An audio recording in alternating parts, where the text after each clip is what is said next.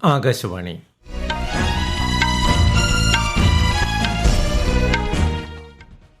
നമസ്കാരം. വാർത്തകൾ വായിക്കുന്നത് ഉദയൻ കിളിയന്നൂർ.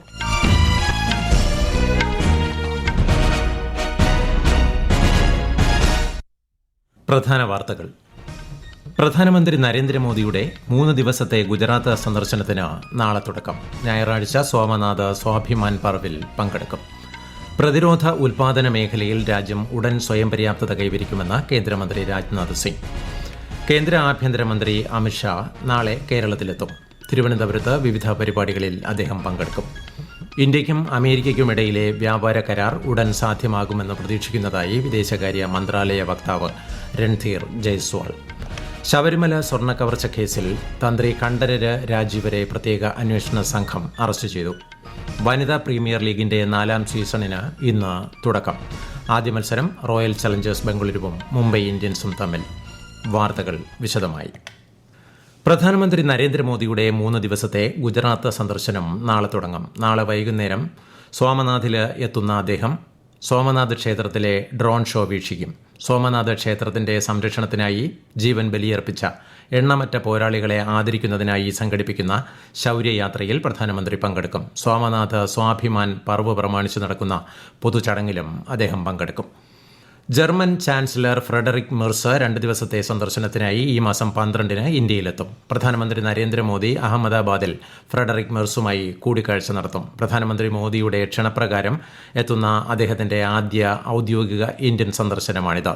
ഇരു നേതാക്കളും സബർമതി ആശ്രമം സന്ദർശിക്കും. പ്രാദേശിക ആഗോള പ്രാധാന്യമുള്ള വിഷയങ്ങൾ ചർച്ചയാകും.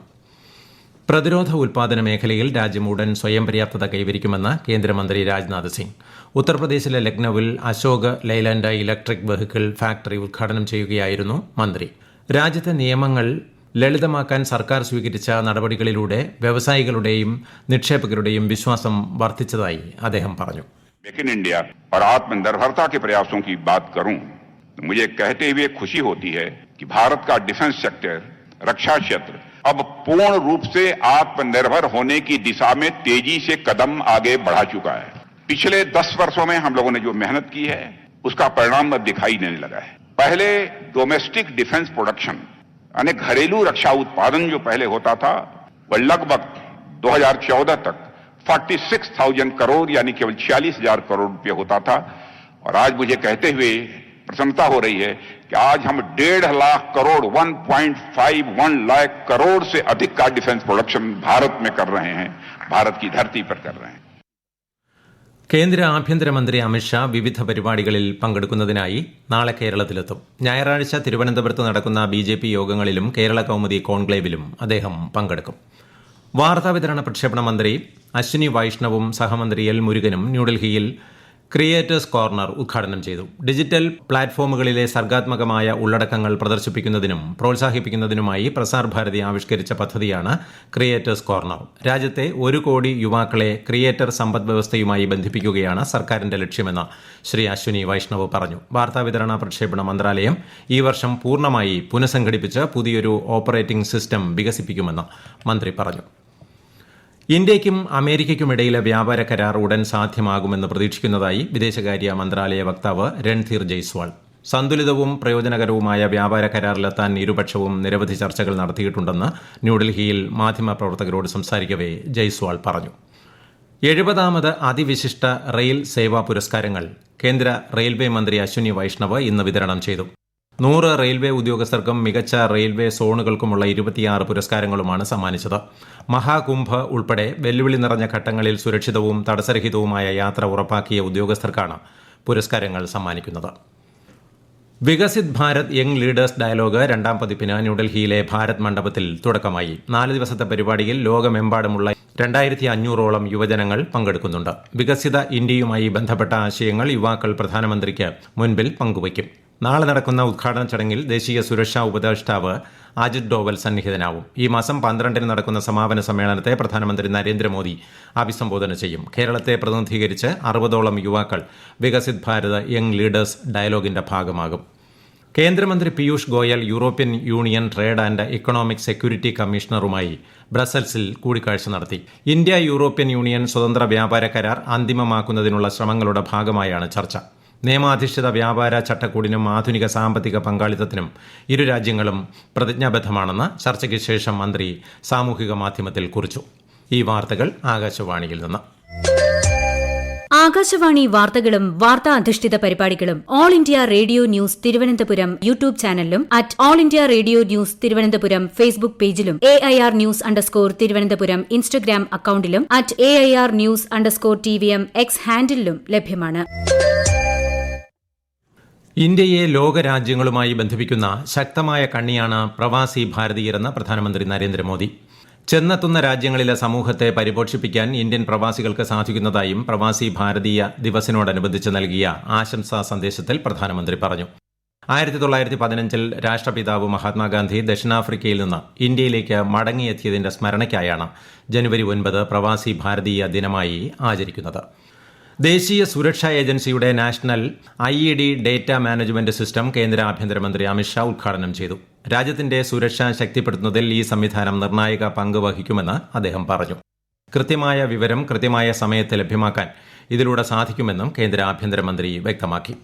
ഫ്രഞ്ച് പ്രസിഡന്റ് ഇമാനുവൽ മാക്രോണുമായി വിദേശകാര്യമന്ത്രി S ജയശങ്കർ കൂടിക്കാഴ്ച നടത്തി. വ്യാപാരം, ധനകാര്യം, സാങ്കേതികവിദ്യ, ഊർജ്ജം, കണക്ടിവിറ്റി എന്നിവയാൽ നയിക്കപ്പെടുന്ന സമകാലിക ആഗോള മാറ്റങ്ങളെക്കുറിച്ച് സമ്മേളനത്തിൽ ചർച്ച ചെയ്തതായി അദ്ദേഹം സമൂഹമാധ്യമത്തിൽ കുറിച്ചു. പാരീസിൽ നടന്ന അംബാസഡർമാരുടെ സമ്മേളനത്തെയും വിദേശകാര്യമന്ത്രി അഭിസംബോധന ചെയ്തു. തന്ത്രപരമായ സ്വയംഭരണം പ്രോത്സാഹിപ്പിക്കുന്നതിൽ ഇന്ത്യ ഫ്രാൻസ് പങ്കാളിത്തത്തിന്റെ പ്രാധാന്യം അദ്ദേഹം എടുത്തു പറഞ്ഞു.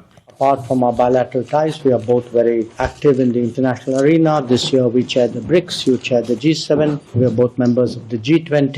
We are also otherwise active in a number of other international organizations. So as two nations committed to multipolarity, I believe that our working together is important for ourselves, also stabilizing the global politics at this stage.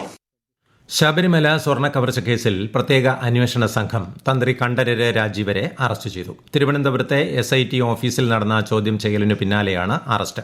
Unnikrishnan പോറ്റിയുടെ മൊഴിയെ തുടർന്നാണ് തന്ത്രിയെ SIT കസ്റ്റഡിയിലെടുത്തത്. തന്ത്രിയെ വൈദ്യ പരിശോധനയ്ക്കായി അല്പസമയം മുൻപ് general ആശുപത്രിയിൽ എത്തിച്ചു.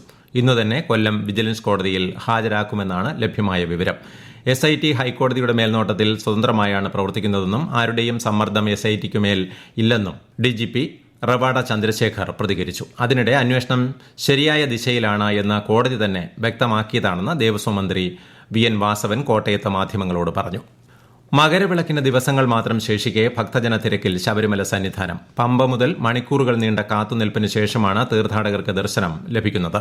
ഇന്ന് രാവിലെ 11 മണിവരെ 34,115 പേർ ദർശനം നടത്തി. പോലീസിന്റെ 6ാം ബാച്ച് ശബരിമലയിൽ ഇന്ന് ചുമതലയേറ്റെടുത്തു. വനിതാ പ്രീമിയർ ലീഗിന്റെ 4ാം സീസണ് ഇന്ന് തുടക്കം. നവി മുംബൈയിലെ ഡോക്ടർ DY പാട്ടീൽ സ്പോർട്സ് അക്കാദമിയിൽ നടക്കുന്ന ആദ്യ മത്സരത്തിൽ ടോസ് നേടിയ റോയൽ ചലഞ്ചേഴ്സ് ബംഗളൂരു മുംബൈ ഇന്ത്യൻസിനെ ബാറ്റിംഗിന് അയച്ചു. നടപ്പ് സാമ്പത്തിക വർഷത്തിൽ ഇന്ത്യ 7.2% വളർച്ച കൈവരിക്കുമെന്ന് UN റിപ്പോർട്ട്. 2026-27 സാമ്പത്തിക വർഷത്തിൽ 6.6%, 2027-28 6.8% വളർച്ച കൈവരിക്കാൻ സാധ്യതയുള്ളതായും റിപ്പോർട്ടിൽ പറയുന്നു. സമീപകാല നികുതി പരിഷ്കാരങ്ങൾ ഉൾപ്പെടെ ഇന്ത്യയുടെ വളർച്ചയെ പിന്തുണയ്ക്കുമെന്നാണ് വിലയിരുത്തൽ. കേരളത്തിൽ SIRുമായി ബന്ധപ്പെട്ട് VIP പ്രവാസി വോട്ടർമാർക്ക് നേരിട്ട് ഹിയറിംഗിന് ഹാജരാകാതെ തന്നെ രേഖകൾ സമർപ്പിച്ച് വെരിഫിക്കേഷൻ പ്രക്രിയ പൂർത്തിയാക്കാമെന്ന് മുഖ്യ തെരഞ്ഞെടുപ്പ് ഓഫീസർ രത്തൻ യു കേൽക്കർ. രേഖകളുടെ കാര്യത്തിൽ തൃപ്തികരമെങ്കിൽ നടപടി പൂർത്തിയാക്കാനുള്ള അധികാരം ERO AEROമാരിൽ നിക്ഷിപ്തമാണ്. കോട്ടയം, എറണാകുളം ജില്ലകളിലേക്കും കേന്ദ്രഭരണ പ്രദേശമായ ലക്ഷദ്വീപിലേക്കും ആകാശവാണി പാർട്ട് ടൈം കറസ്പോണ്ടന്റിനെ കരാർ അടിസ്ഥാനത്തിൽ നിയമിക്കുന്നതിന് അപേക്ഷ ക്ഷണിച്ചു. അപേക്ഷകർ ജില്ലാ ആസ്ഥാനത്ത് നിന്ന് 10 കിലോമീറ്റർ ചുറ്റളവിൽ സ്ഥിരതാമസം ആക്കിയിരിക്കണം. കൂടുതൽ വിവരങ്ങൾക്ക് www.newsonair.gov.in, prasarbharati.gov.in, PB വാക്കൻസീസ് എന്നിവ സന്ദർശിക്കുക. പ്രധാന വാർത്തകൾ വീണ്ടും.